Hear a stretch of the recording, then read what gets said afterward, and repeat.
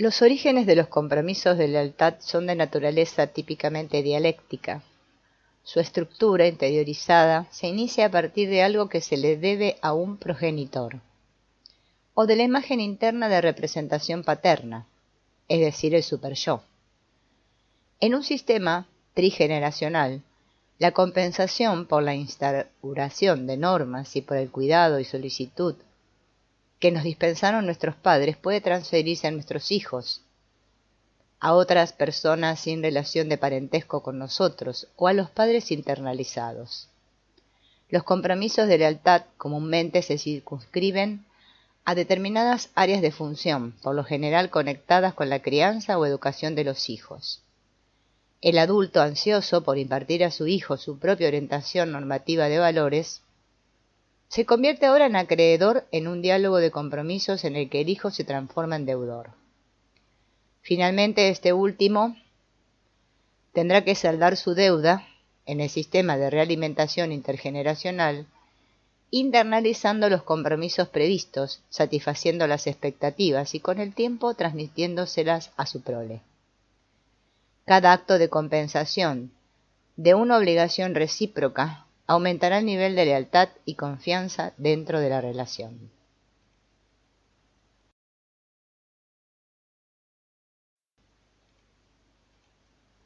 Los criterios de salud del sistema de obligaciones familiares pueden definirse como capacidad de propagación de la prole y compatibilidad con la eventual individuación emocional de los miembros. La individuación debe percibirse como balanceada contra las obligaciones de lealtad del niño en proceso de maduración hacia la familia nuclear. Su definición y medida puede expresarse de manera más cabal en función de la capacidad para saldar viejos y nuevos compromisos de lealtad, más que en términos funcionales o de logros. La potencialidad o libertad para entablar nuevos vínculos, esponsales, matrimonio, paternidad, debe pesar contra las antiguas obligaciones que empujan hacia una unión simbiótica duradera. Resulta difícil evaluar la medida del compromiso simbiótico con la familia de origen si los compromisos se han interiorizado y estructurado, en tanto que lo que aparece en la superficie es el descuido de las relaciones familiares. Vemos cómo personas rígidamente aferradas a pautas autodestructivas siguen manteniendo con su familia de origen un impas de lealtad no resuelta o en apariencia imposible de resolver. El punto de vista del sistema de lealtad implica en consecuencia que el compromiso con el propio cónyuge puede resultar secundario con respecto a un endeudamiento implícito hacia la prole aún por nacer. En todas las sociedades tradicionales, los matrimonios jóvenes deben de haber sido mucho menos vulnerables a la culpa por deslealtad que sus contrapartidas modernas en las comunidades urbanas industrializadas. El hecho de que los padres resolvieran habitualmente acerca de la elección matrimonial de sus hijos ayudaba a la joven pareja a escapar de las culpas. Incluso podían sentirse libres de proyectar la responsabilidad por sus fricciones matrimoniales en la elección realizada por sus padres. Como interesante extensión de estos argumentos podemos examinar sus implicaciones en relación con los orígenes de la culpa sexual y los tabúes sociales respecto de la heterosexualidad, además de lo que como transgresión moral implicaba todo placer, y la importancia ética de la responsabilidad para con una nueva vida humana potencial. Una de las raíces más profundas de la culpa sexual y la inhibición debe basarse en el temor a la deslealtad respecto de la familia de origen. Así como una relación heterosexual crea como perspectiva la generación de prole, también ha de trastocar de manera notoria la lealtad filial del joven adulto. La estructura de esta culpa difiere de la culpa edípica, que se basa en el concepto de celos triangulares heterosexuales entre el hijo y los padres. Es común que personas jóvenes y simbióticamente leales sufran una crisis en el momento de su primer amorío heterosexual. Una jovencita asociaba su primera crisis psicótica con la culpa sexual por haber cerrado la puerta del dormitorio de sus padres mientras se besuqueaba con el novio en horas de la noche. Por lo común, la regla familiar dictaminaba que las puertas de los dormitorios debían permanecer abiertas por la noche. Simbólicamente, la canalización de lealtades parecía girar en torno de las puertas. Muchas personas casadas descubren su incapacidad para forjar vínculos de lealtad con sus cónyuges solo después que se ha desvanecido el brillo inicial de la atracción sexual. Quizás se requiera el tratamiento de toda la familia para enfrentar en plenitud el grado de los compromisos invisibles que siguen manteniendo hacia sus familias de origen. Sienten que una obligación no cumplida de compensar a sus padres, por poco que lo merezcan, los priva del derecho a todo goce. La mayoría de estas personas no tienen ninguna dificultad en reconocer y aceptar su lealtad para con sus hijos. Las exigencias éticas de la paternidad son tan poderosas que rara vez se las viola, aun cuando se requiere un tremendo sacrificio personal. Es raro, como en el caso de ultraje de un niño, que se sacrifique el hijo para contrabalancear la deslealtad filial del progenitor. Más común resulta observar cómo el rol del chivo emisario se asigna al cónyuge o a los parientes políticos. En las familias de los guetos o barrios bajos de una ciudad de situación parece diferir en parte de las pautas de lealtades familiares de la clase media. Por su moral, ésta espera que la paternidad responsable se base en una relación conyugal respetable. Una considerable proporción de familias pobres, asistidas por el sistema de seguridad social, se muestran inclinadas a soslayar el requisito del matrimonio contando con la ayuda de la familia materna de origen y la explotación de los niños algo mayores. En estos sistemas amorfos, un decidido desplazamiento del compromiso de lealtad filial al paterno, el bebé, por así decirlo, le nace a toda la familia. En algunos casos la abuela es más la progenitora real que la madre. El conflicto puede centrarse en el hecho de que la joven madre se permita comprometerse en medida suficiente con la maternidad, o bien entregue el bebé a su propia madre como prueba de su lealtad inalterable. Las luchas en torno de los compromisos de lealtad suelen ser invisibles, y solo las racionalizaciones secundarias resultan accesibles incluso para los participantes. En determinada familia comenzábamos a creer que el padre era en realidad un verdadero desastre, hasta que descubrimos que los 6 hermanos de la madre tenían cónyuges consideradas como auténticas inútiles. A la vez era notoria la manera en que los 7 hermanos dependían el uno del otro y hacían pocos esfuerzos por ocultar que se preferían el uno al otro sobre sus respectivos cónyuges. Los matrimonios, las aventuras amorosas, las queridas y los esposos homosexuales, todo ello puede, a menudo inconscientemente, ser utilizado con el fin de reforzar el compromiso de lealtad filial en vez de reemplazarlo. El hecho de jactarse de esas relaciones frente a los propios padres tal vez signifique una manera de reforzar la antigua devoción, poniéndola a prueba por medio de un desafío y despertando los celos de los padres. Cuando la batalla adquiere contornos tales que parece preanunciar la inminente separación emocional entre el joven adulto y la familia de origen, el observador de afuera podrá subestimar el grado de lealtad subyacente e inalterado. Desde el punto de vista de sistemas multipersonales, nos interesa el papel que cumplen las lealtades arraigadas de manera profunda, en apariencia dirigidas a objetos extrafamiliares. La religión es una esfera típica en la que suele desarrollarse una muy honda devoción, junto con esenciales vínculos de lealtad. Hemos visto cómo aumenta en grado extremo la importancia de dichas cuestiones en familias en las que se han celebrado matrimonios mixtos, cuando ambos cónyuges renuncian a la religión dentro de la cual se han criado. Se forma entre ellos una alianza implícita de lealtad a expensas de la religión y simbólicamente de la familia de origen.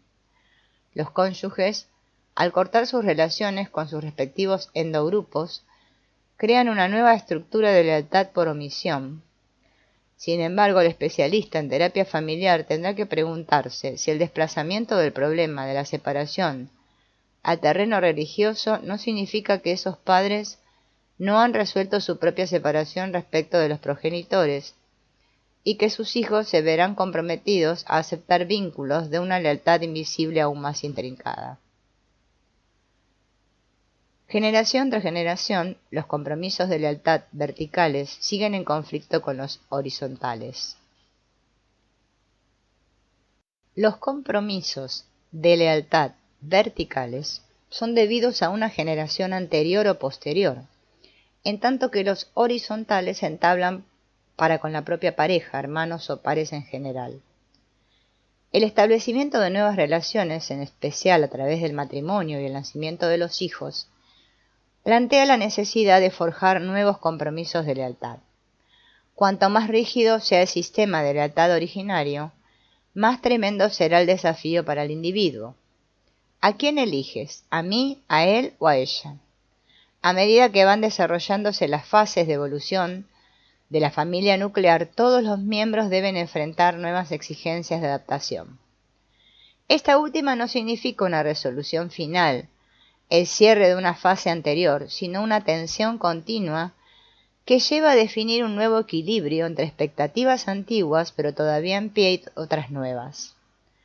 Nacimiento, crecimiento, lucha con los hermanos, individuación, separación, preparación para la paternidad, vejez de los abuelos y finalmente duelo por los muertos, constituyen ejemplos de situaciones que exigen un nuevo balance de las obligaciones de lealtad. Los ejemplos de transiciones de lealtad requeridas para el desarrollo están relacionadas con las siguientes expectativas. 1. Los jóvenes padres tienen que desplazar el uno al otro la lealtad que debían a sus familias de origen. Ahora tienen un mutuo deber de fidelidad sexual y de alimentación. Asimismo, se han convertido en equipo destinado a la producción de prole. 2. Deben a sus familias de origen una lealtad definida de manera nueva en relación con sus antecedentes nacionales, culturales y religiosos y sus valores. 3. Deben lealtad a los hijos nacidos de su relación. 4. Los hijos tienen una deuda de lealtad también definida de modo nuevo hacia sus padres y las generaciones anteriores. Los hermanos tienen una deuda de lealtad el uno para con el otro. Los miembros de la familia entre quienes hay una relación de consanguinidad tienen el deber de evitar las relaciones sexuales entre sí, aunque a la vez contraen una deuda de afecto el uno para con el otro. 7. Los padres tienen el deber de apoyar a sus familias nucleares a la vez que mantienen una deuda de apoyo para con sus padres o parientes ancianos o incapacitados. 8. Las madres tienen el deber de actuar como amas de casa y criar a los niños para con sus familias nucleares, aunque también se espera de ellas que puedan estar disponibles en relación con su familia de origen. 9. Los miembros de la familia tienen una deuda de solidaridad en relación con el modo en que se comportan hacia los amigos o los extraños, pero también tienen para con la sociedad el deber de ser buenos ciudadanos. 10. Todos los miembros tienen una deuda de lealtad que consiste en mantener la integridad del sistema familiar, pero deben estar preparados para acomodar nuevas relaciones y los cambios concomitantes de un sistema. Un ejemplo clásico del conflicto de lealtades no resuelto entre un matrimonio y las familias de origen es la historia de Romeo y Julieta. El prólogo de Shakespeare sintetiza el sentido familiar de la trágica muerte de los dos jóvenes amantes, el terrible tránsito de su amor sellado con la muerte y la continuada saña de sus padres, que sólo el fin de sus hijos pudo aplacar, desfilarán durante 2 horas por este escenario. La lealtad, concepto clave dentro de esta obra, ha sido descrita como determinante motivacional con raíces en la dialéctica multipersonal del sí mismo y el otro, más que raíces individuales. Aunque etimológicamente lealtad es un derivado del vocablo francés que significa ley, su naturaleza real reside en la trama invisible de expectativas grupales, más que en la ley manifiesta. Las fibras invisibles de la lealtad consisten en la consanguinidad, la preservación de la existencia biológica y el linaje familiar, por un lado, y el mérito adquirido entre los miembros por el otro. En este sentido, está asociada a una atmósfera familiar de confianza, fundamentada en la real asequibilidad y los probados merecimientos de los demás integrantes. El siguiente nivel de conceptualización exige un examen de la justicia como ámbito sistémico para la codificación o al menos la inscripción del balance de expectativas de lealtad. La razón para incluir a la justicia como concepto dinámico central de la teoría familiar es debido a la importancia de las pautas de lealtad en la organización y regulación de las relaciones más cercanas. A los efectos de conceptualizar a la lealtad como fuerza sistémica más que simple tendencia de los individuos, debe considerarse la existencia de un libro mayor, invisible, en el que se lleva la cuenta de las obligaciones pasadas y presentes entre los miembros de la familia. La índole de este libro mayor está interrelacionada con los fenómenos de la psicología. Posee una factualidad sistémica multipersonal. Por definición, la gratificación recíproca como meta trasciende las necesidades del individuo. La foja del miembro individual de la familia, por así decirlo, ya está llena antes que él comience a actuar. Según que sus padres se consagraran en exceso a él o lo descuidaran, nace en un ámbito en el que entran en vigencia un mayor o menor número de obligaciones. El hecho de que sus padres y sus antepasados se viesen todos atrapados dentro de una serie de expectativas similares y tuviesen que contrapesar las obligaciones filiales con las paternas, crea la necesidad de concebir el libro mayor en función de una estructura multigeneracional. La estructura de expectativas conforma la trama de lealtades y junto con las cuentas relativas a los actos cometidos, el libro mayor de la justicia.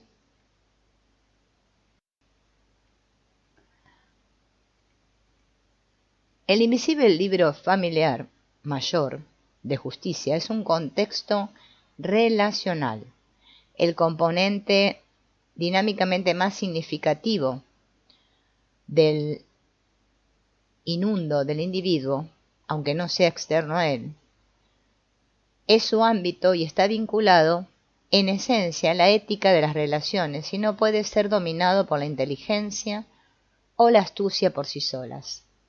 Algunas de las personas menos confiadas y justas pueden llegar a dominar su ambiente humano básicamente por medio de cálculos racionales que no hacen justicia a sus necesidades últimas como seres humanos totales. Por añadidura, la justicia es un don existencial. La deuda del hijo para con el padre está determinada por el ser del progenitor, la cantidad y cualidad de su asequibilidad y los cuidados que prodigue activamente. De manera análoga, la explotación no requiere de modo necesario la injusticia intencional de los demás, sino que puede ser la resultante de las propiedades estructurales de las relaciones más cercanas. La injusticia subjetiva de la posición de cualquier miembro en el sistema de reacciones familiares puede determinar, en buena medida, lo que se diagnosticará como formación de una personalidad paranoide. De esta manera, aunque desde el punto de vista motivacional debemos considerar otros factores en relación con la lealtad, vínculos de sangre, amor, ambivalencia, intereses comunes, amenazas externas, etc., nos hemos interesado en la estructura misma de las relaciones de reciprocidad. Postulamos que las motivaciones más profundas y de mayor alcance poseen su propia homeostasis familiar sistémica, aun cuando sus criterios sean menos visibles, por ejemplo, que los de resolución de problemas o manifiestos desplazamientos de roles sintomáticos, etc. El especialista en terapia familiar puede ver facilitada en gran medida su tarea mediante el conocimiento de los determinantes relacionales más profundos de la conducta visible. Creemos que el concepto de justicia propio del orden humano es un denominador común de la dinámica individual, familiar y social. Los individuos que no han aprendido qué es el sentido de la justicia dentro de las relaciones de su familia, suelen desarrollar un criterio distorsionado de la justicia social. El terapeuta puede aprender a aguzar su percepción de ese orden de justicia, ecuanimidad o reciprocidad que determina el grado de confianza y lealtad en las relaciones familiares. Puede considerarse que la justicia es como una trama de fibras invisibles extendidas a lo largo y a lo ancho de toda la historia de relaciones de la familia, que mantienen el equilibrio social del sistema a través de fases de proximidad y separación físicas. Cabría decir que nada determina en medida tan significativa la relación entre padre e hijo como el grado de ecuanimidad de la gratitud filial esperada. Nos preguntaríamos en este punto si no nos hallamos frente a conceptos extraños a la tradición de la psicoterapia y la teoría psicológica, aun cuando sean considerados en un sentido más amplio. ¿Acaso la justicia es un concepto que debería encuadrarse en el marco de la ley o la religión, más que en el de un estudio de las motivaciones humanas? Tras haber eliminado conceptos que poseen connotaciones individuales, psicológicas o superficialmente interaccionales, por estimárselos insatisfactorios, podríamos haber elegido la expresión desequilibrio de reciprocidad, para evitar las connotaciones de valor del término justicia. Empero elegimos en forma deliberada la palabra justicia, porque creemos que connota un compromiso y un valor humanos, con todo su sentido y su rico poder de motivación. La idea de justicia como dinámica relacional se origina a partir de las implicaciones sistémicas y las connotaciones existenciales de culpa y obligación. En la teoría psicodinámica individual se supone que la culpa es resultante de la infracción de tabúes que el individuo ha interiorizado de sus mayores. Por el contrario, el concepto de justicia ve al individuo en equilibrio ético y existencial, multidireccional con los demás. Él hereda los compromisos transgeneracionales, tiene obligaciones hacia quienes lo han criado y se halla en un campo de intercambios recíprocos rígidos, regidos por el toma y daca con sus contemporáneos. También debe enfrentar obligaciones esencialmente unilaterales hacia sus hijos pequeños que dependen de él. La justicia tiene una particular relevancia para la vida familiar. La equidad recíproca, tradicional marco de evaluación de la justicia entre los adultos, no sirve como pauta de orientación cuando lo que interesa es el equilibrio de la relación padre-hijo. Todo padre se encuentra comprometido en una posición de obligaciones asimétrica hacia el recién nacido. El niño posee una serie originaria de derechos que no se ha ganado. La sociedad no espera de él que compense a los padres mediante beneficios equivalentes. La sociedad misma, como un todo, puede cargarse de culpas no adquiridas en lo que respecta a cada generación que va surgiendo. Mientras que son pocos los norteamericanos blancos contemporáneos que estarían dispuestos a aceptar culpas alguna por la esclavitud de cientos de miles de africanos varias generaciones atrás, los tremendos efectos de la esclavitud han afectado la justicia impartida a los hijos de los negros durante varias generaciones. Es razonable presuponer que el hombre blanco que quiera negar o ignorar las implicaciones corrientes y continuas de la antigua esclavitud en relación con la justicia aplicada a los ciudadanos negros es culpable de lo que Martin Luther King llamó cubrir las fechorías con la capa del olvido.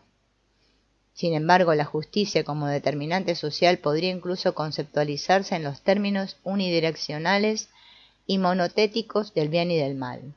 El concepto relacional de la preocupación llena de sensibilidad por la justicia de las obligaciones no debería confundirse con nociones abstractas sobre la distribución del poder económico basada en una presunta igualdad.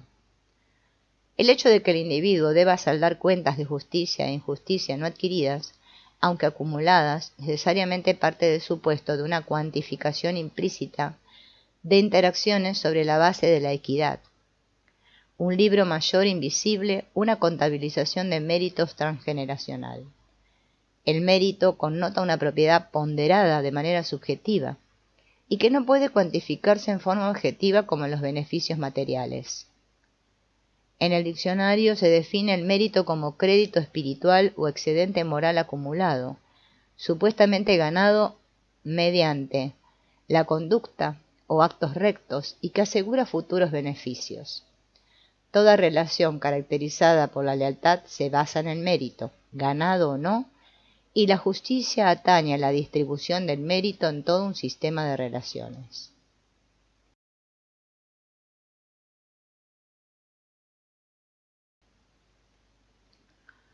La importancia crucial de la justicia respecto de la cohesión de las estructuras sociales es algo que los sociólogos reconocen.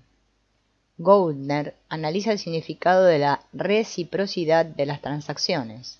La reciprocidad es definida como el carácter mutuo de los beneficios o gratificaciones, y Goldner manifiesta: la norma de reciprocidad es un mecanismo concreto y específico implícito en el mantenimiento de cualquier sistema social estable. Aunque coincidimos con el enfoque sociológico, según el cual una norma generalizada de reciprocidad se interioriza en los miembros de los sistemas sociales como especialistas en terapia familiar, deseamos centrarnos en un libro mayor de justicia multipersonal o sistémico que reside en la trama interpersonal del orden humano o en el ámbito del entre. El libro mayor abarca todas esas disparidades acumuladas de reciprocidad inherentes a la historia de las interacciones del grupo. Configura la base de la equivalencia de retornos. El peso de las pasadas transacciones de mérito sin compensar modifica la equivalencia del intercambio mutuamente contingente de beneficios en las relaciones interpersonales puestas en marcha. Los padres que no reciben nada afectan el libro mayor y por consiguiente el desarrollo de la personalidad de sus hijos de distinta manera que los padres que no dan nada. Al examinar el sentido dinámico de la justicia, la obligación, la lealtad y la fibra ética de los grupos, una de las cuestiones más importantes que se deben considerar es la de la explotación. Por lo común, la explotación se relaciona con los conceptos de poder, riqueza y dominación. Se requiere un marco conceptual mucho más amplio e importante para comprender la auténtica dialéctica de la explotación relacional en las familias. El concepto de explotación hay que analizarlo como base del tratamiento cuasi cuantitativo de la contabilización de méritos. La explotación es un concepto relativo que entraña una cuantificación implícita. Los desplazamientos en las posiciones de poder son medidas poco confiables de explotación. Hay modos en que un padre, jefe o líder puede ser explotado por quienes ocupan posiciones inferiores. El concepto de explotación con frecuencia aflora en forma implícita en el curso de discusiones espontáneas entre los miembros de la familia. Los padres tienden a comparar la cantidad de solicitud y afecto que, se supone, deberán dar a sus hijos con los que presuntamente han recibido de sus padres. En apariencia están buscando un equilibrio intrínseco. Los adultos pueden ser capaces de articular en forma retrospectiva el modo en que se les robó su infancia, tener que actuar de jueces de sus padres, trabados en interminables discusiones. Las relaciones sexuales suelen ser interpretadas como un acto egoísta y expoliador por esposas que se quejan de no obtener suficiente satisfacción o por maridos que se sienten manipulados por la concesión de favores sexuales. Tradicionalmente el incesto se interpreta como forma de explotación del hijo a manos de uno de los padres. Sin embargo, una visión más detenida de la dinámica familiar subyacente al incesto revela, como mínimo, un sistema interaccional de 3 personas que incluye como componente el fracaso de la relación conyugal de los padres.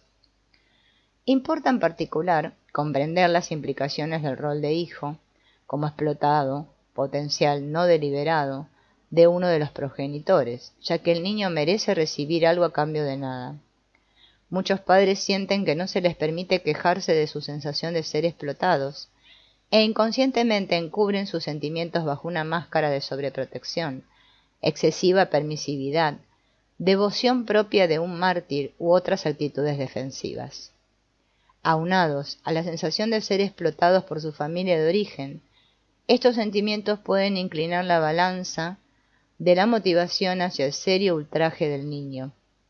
Por añadidura, si en forma persistente los padres hacen que a los hijos les resulte difícil compensar sus obligaciones, estarán socavando otra dimensión en el sistema de reciprocidad equilibrada en la familia.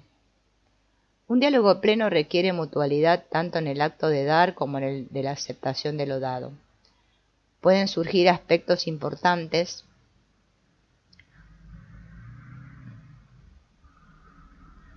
de la explotación en relaciones heterosexuales en las que el compromiso asumido no es igual para ambas partes. Por ejemplo, las actitudes tradicionalmente restrictivas y sobreprotectoras hacia la conducta sexual femenina tienden a hacer que la joven rechazada parezca ser ella la explotada, en especial si su romántica infatuación no halló un sentimiento de correspondencia de parte de su amado. Sin embargo, muchas enamoradas que han sido abandonadas sostienen que a pesar del agudo dolor que acarrea la pérdida, es mejor ser cortejadas y luego recibir calabazas que no haber sido cortejadas nunca por el objeto de su pasión.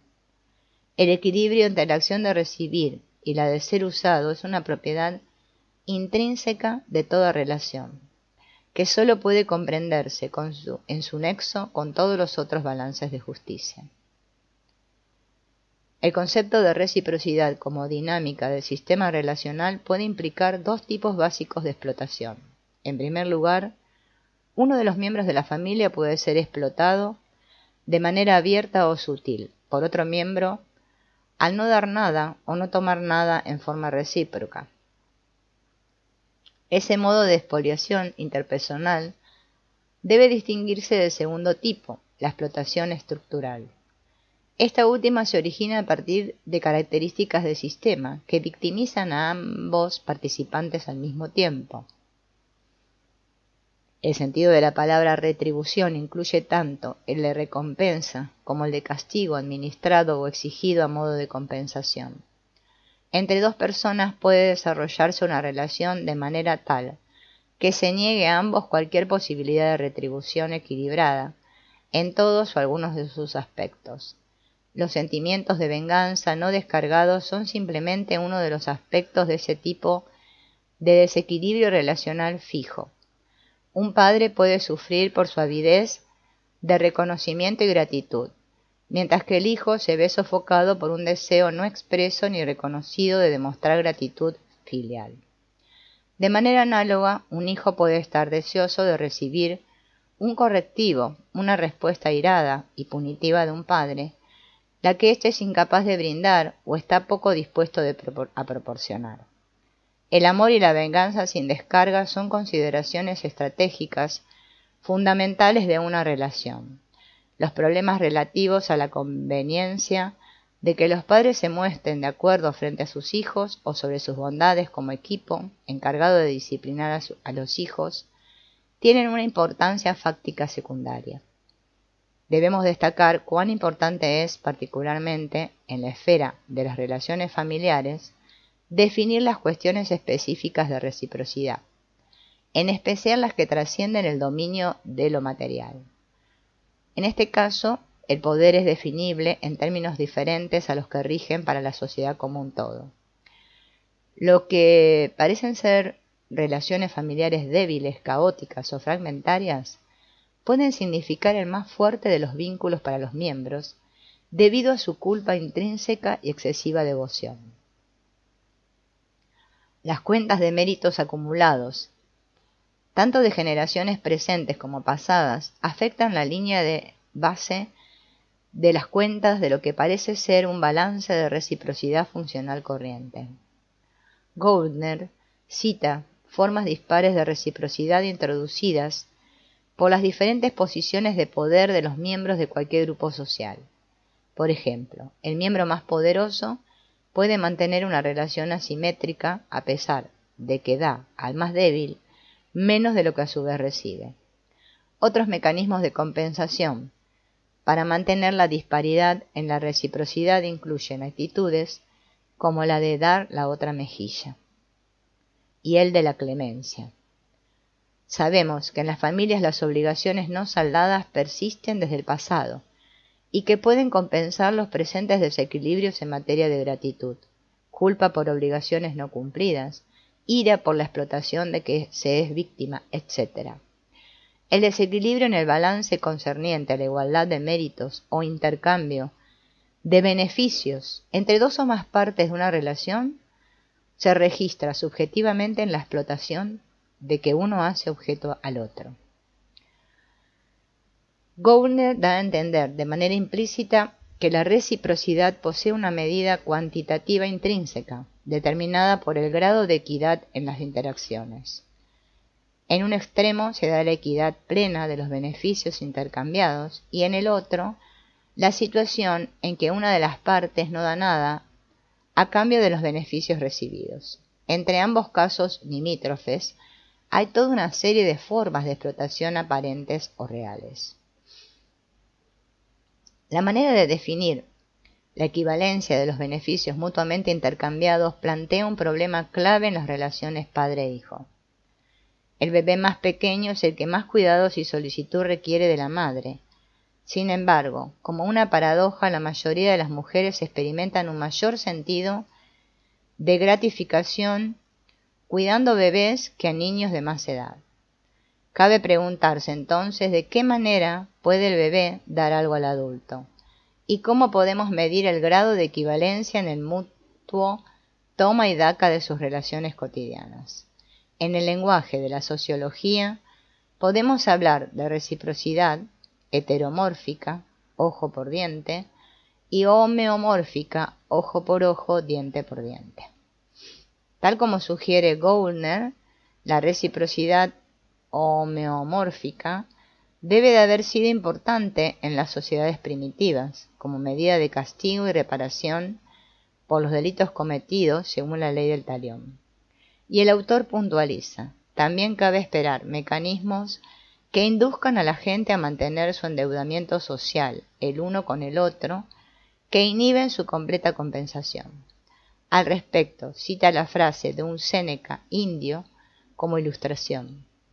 Una persona que quiere devolver un regalo con demasiada rapidez, dando otro regalo a cambio, es un deudor poco voluntarioso y una persona desagradecida. ¿Cuántas formas de rechazo paterno de la compensación del hijo se ajustan a este modelo? Las consideraciones sobre justicia y reciprocidad nos retrotraen al problema de los niveles de profundidad de la indagación. La equivalencia de beneficios intercambiados es más fácil de evaluar cuando los intercambios son superficiales o de índole material. Sin embargo, los estratos de motivación más importantes están conectados con una gama privada e imponderable de interacciones. A fin de poder crecer, tenemos que reconocer y enfrentar los lazos invisibles que se originan a partir del período formativo de crecimiento. Caso contrario, tendemos a vivirlos como pautas repetitivas en todas las relaciones futuras. Toda lógica terapéutica basada simplemente en la conducta observable de las familias tropezará por necesidad con un elemento de escapismo y negación. No obstante, es cierto que la conducta, al menos por un tiempo, puede modificarse sin afectar sus componentes motivacionales.